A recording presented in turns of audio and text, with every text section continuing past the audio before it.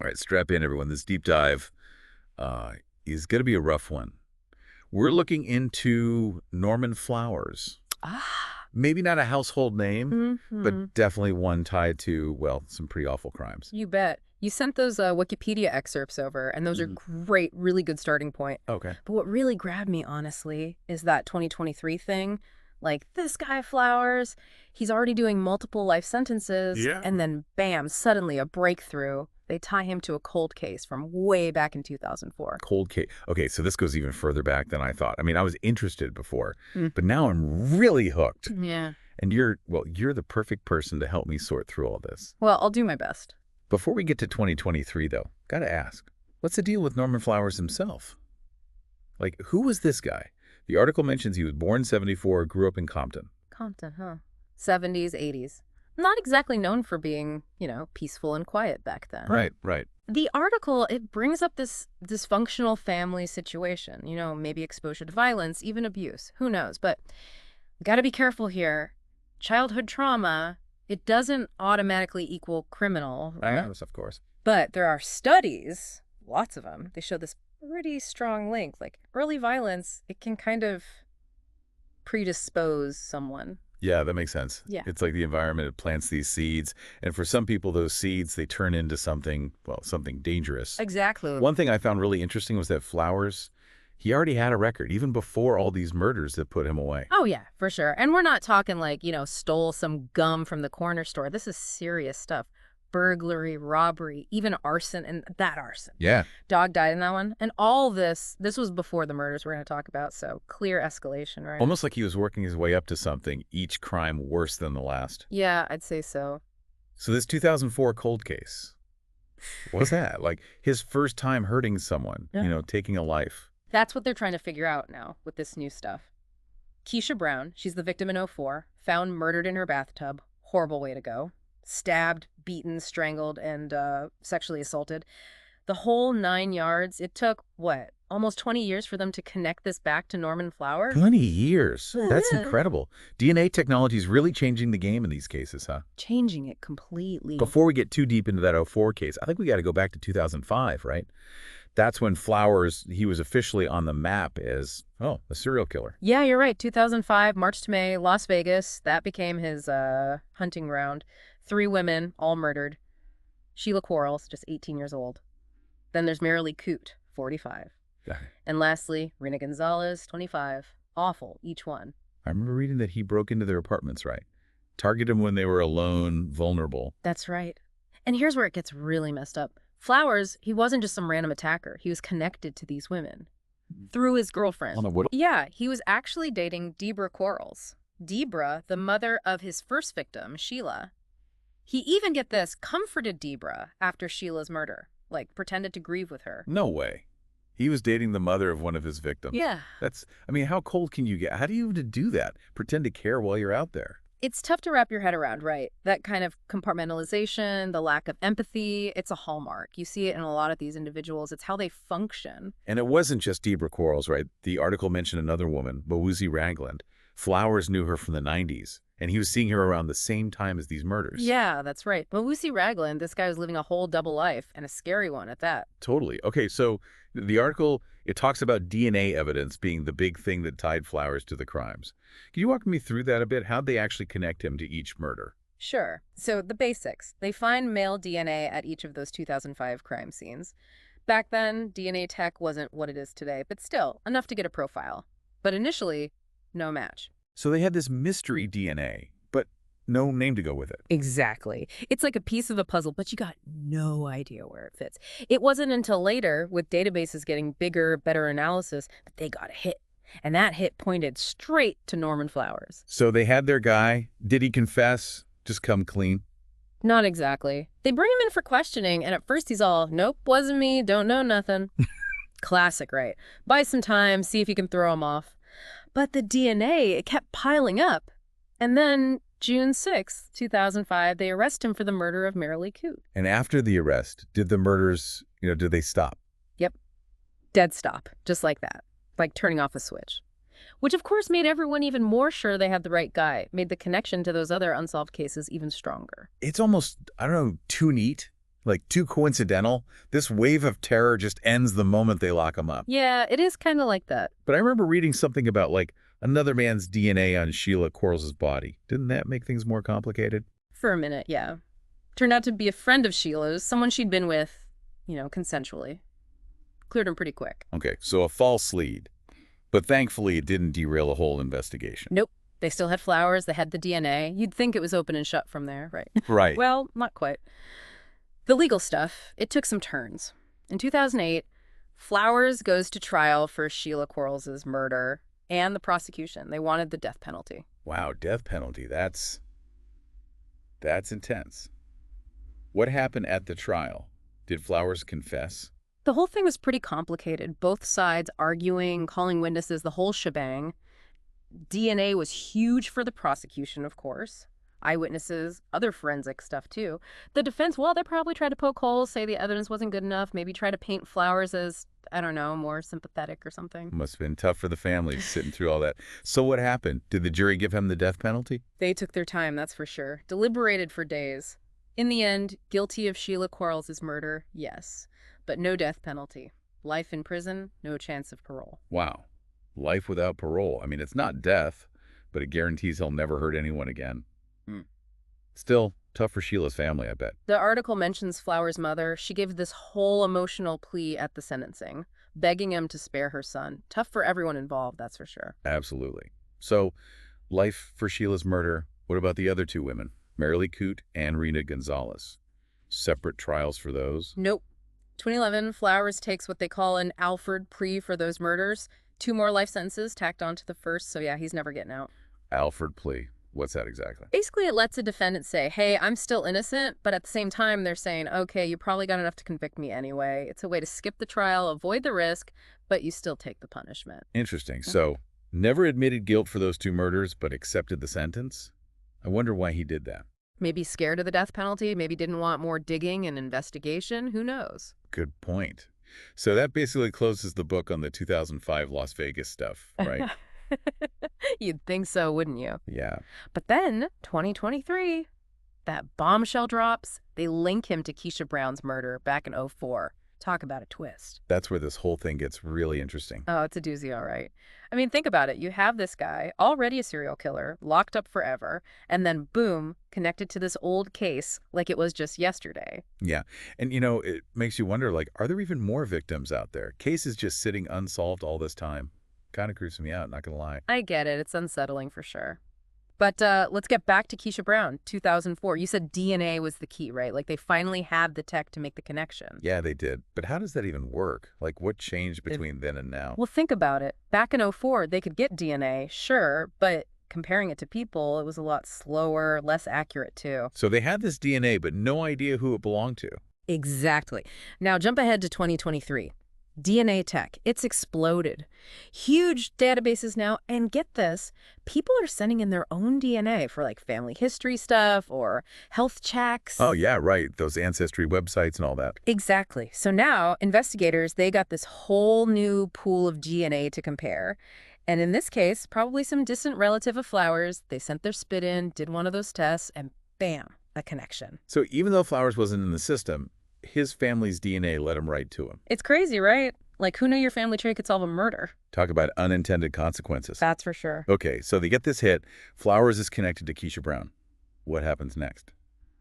They got to talk to him again, right? Well, he's already in prison, remember, serving life for those other murders, so no need to, track him down. Right, of course. But they still got to build a case, right? Look at all the old evidence again. Probably interview Flowers, see what he says. Can you imagine that conversation? Hey, remember those murders you're already in here for? Well, we think you did another one. Not a fun chat, that's for sure. What did he say? Did he deny it? That's the thing. They haven't told us, what went down in that interview.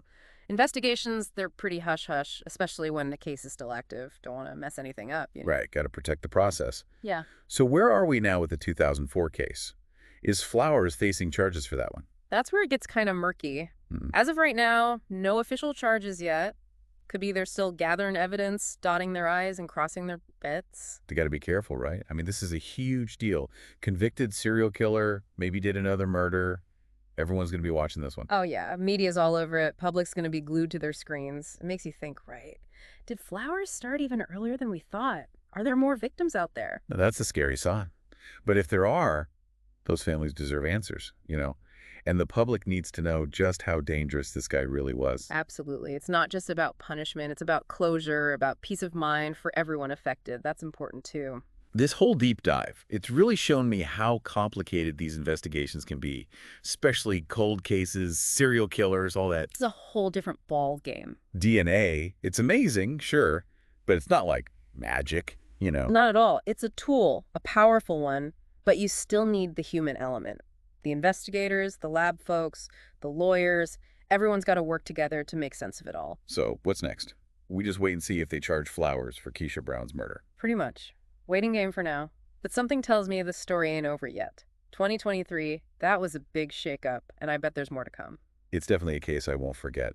Just the brutality, the details, and that question, are there other victims? It's unsettling. I get it. It makes you think about the dark side of human nature, how someone Eh, can do these things. Yeah, it makes you wonder, like, what creates a monster? What makes someone like Norman Flowers? That's the million-dollar question. People have been trying to figure that out forever. There's no easy answer, no one reason why someone becomes a serial killer.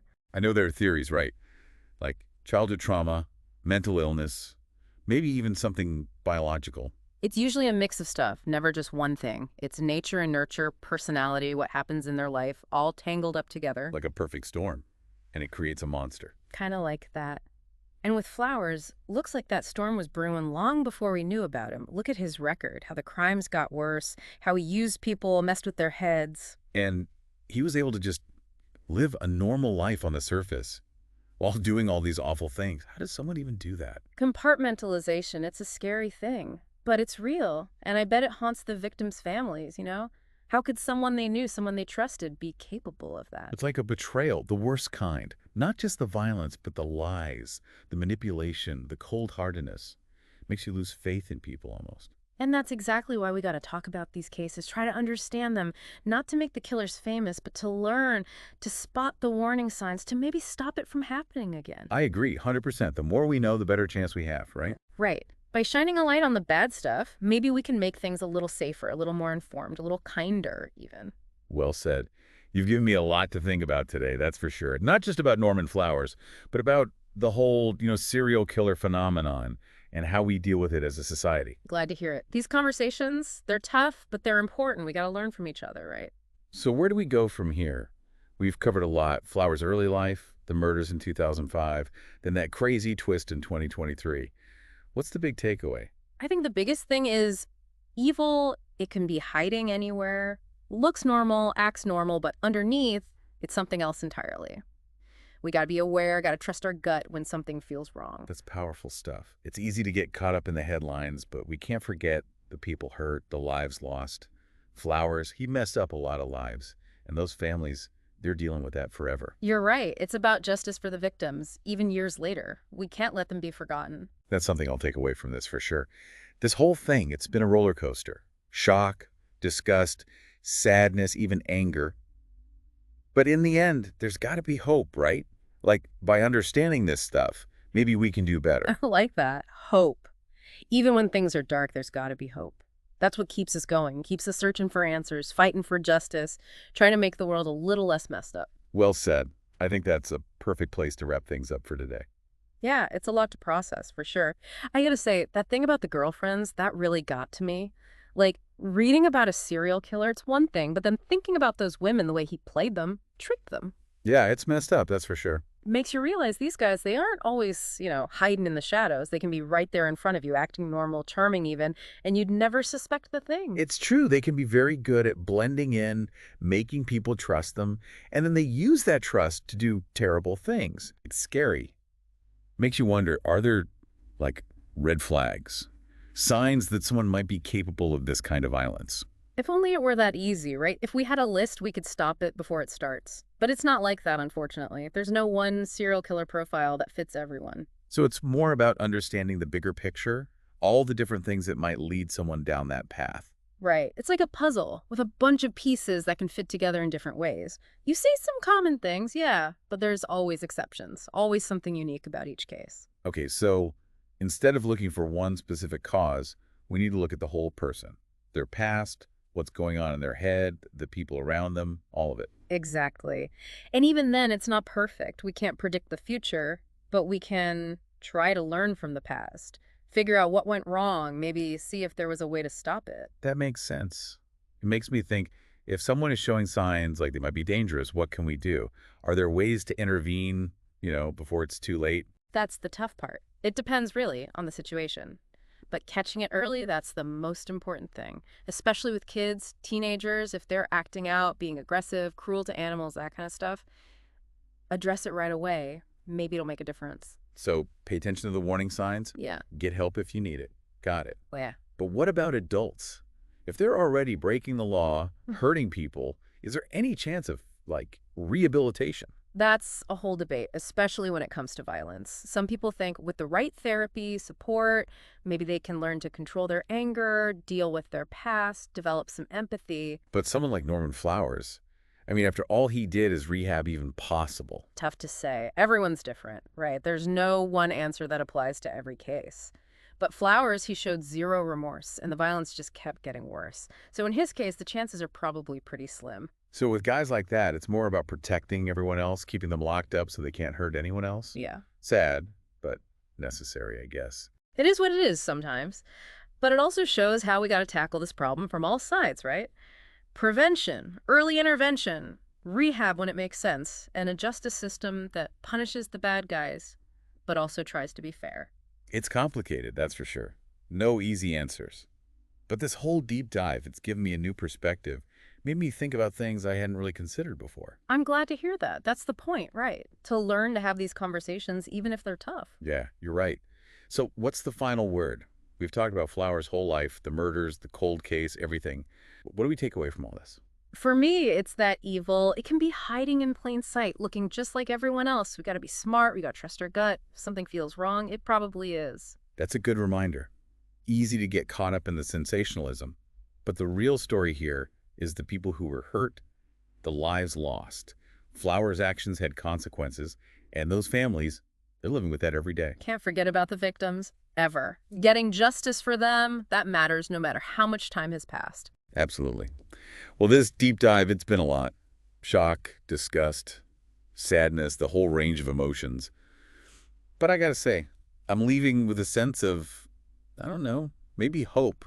Like if we understand this stuff, maybe we can prevent it from happening again, even a little bit. I like that. Hope, even in the darkest situations. Got to hold on to that. It's what pushes us to learn, to fight for justice, to make things better however we can. Couldn't have said it better myself. Thanks for walking me through all this. It's been enlightening, to say the least. Anytime. These conversations, they matter. And to everyone listening, thanks for joining us on this deep dive. It's not an easy topic, but it's an important one.